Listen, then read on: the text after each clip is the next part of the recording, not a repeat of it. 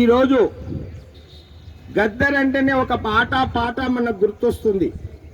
దోతి గొంగలి గోచి భుజం పైన వేసుకొని కర్ర పట్టుకొని ఆయన పాట పాడితే జనాలు ఉవ్వులురుతూ ఉవ్వెత్తున ఎగిరేవాళ్ళు. అటువంటి సామాజిక పాటకారుడు, జానపద కళాకారుడు గద్దర్.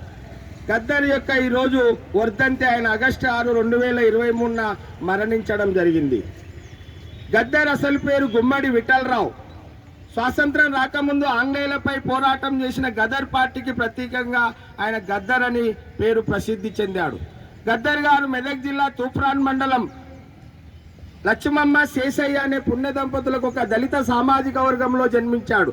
చిన్నప్పుడే దళితులు బహుజనులు ఎందుకు వెనుకబడుతున్నారు, వాళ్ళ సామాజిక ఆర్థిక అసమానతలపై పాటలు రాసి ప్రసిద్ధి పొందిన మహనీయుడు గద్దర్ గారు. గద్దర్ ఆ రోజు ఉస్మానియా విశ్వవిద్యాలయంలో చదువుకున్నాడు, ఇంజనీరింగ్ పట్టా పొందాడు. తర్వాత ఒక బ్యాంకులో, కెనరా బ్యాంకులో క్లర్క్గా పనిచేశాడు. ఈ విధంగా ఉద్యోగానికి రాజీనామా చేసి చిన్నప్పుడే ఒగ్గు కథలు, బుర్ర కథలు చెప్తూ సామాజికంగా జననాట్య మండలిలో పనిచేస్తూ ఆ రోజుల్లో ఆయన అనేక పాటలు రాసిండు. మా భూమిలో బండెనక బండి గట్టి 16 బండ్లు గట్టి అని సాయుధ పోరాట పాట యాదగిరి పాత్రలో పాడడం జరిగింది. ఆ పాట చాలా ప్రసిద్ధి చెందింది. తర్వాత జై బోలో తెలంగాణ సినిమాలో అమ్మా తెలంగాణమా ఇట్లా ఎన్నో పాటలు రాసి నంది అవార్డు, సిరిమల్లె చెట్టు కింద లక్ష్మమ్మ అనే ఒరే రిక్షాలో ఈ పాటకు నంది అవార్డు వస్తే తిరస్కరించింది. అవార్డులు నాకు అవసరం లేదని. వాళ్ళ తల్లి మీద కష్టాలు పడితే తల్లి మీద ఒక పాట రాసిండు. సిరిమల్లె చెట్టు కింద లచ్చుమమ్మో లచ్చుమమ్మో నీవు చిన్నబోయి కూర్చున్నావు ఎందుకమ్మో అని ఒక ఆమె కూలి, వ్యవసాయ కూలి. ఈ విధంగా పాటలు రాస్తూ సామాజిక వర్గంలో గద్దర్ ఎంతో ప్రసిద్ధి పొందాడు.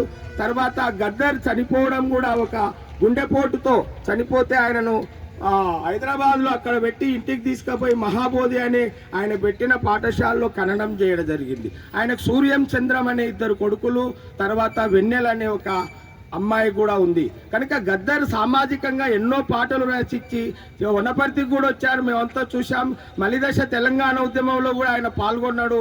ఇట్లా గద్దర్ అంటేనే ఒక సింబాలిజం తెలంగాణకు.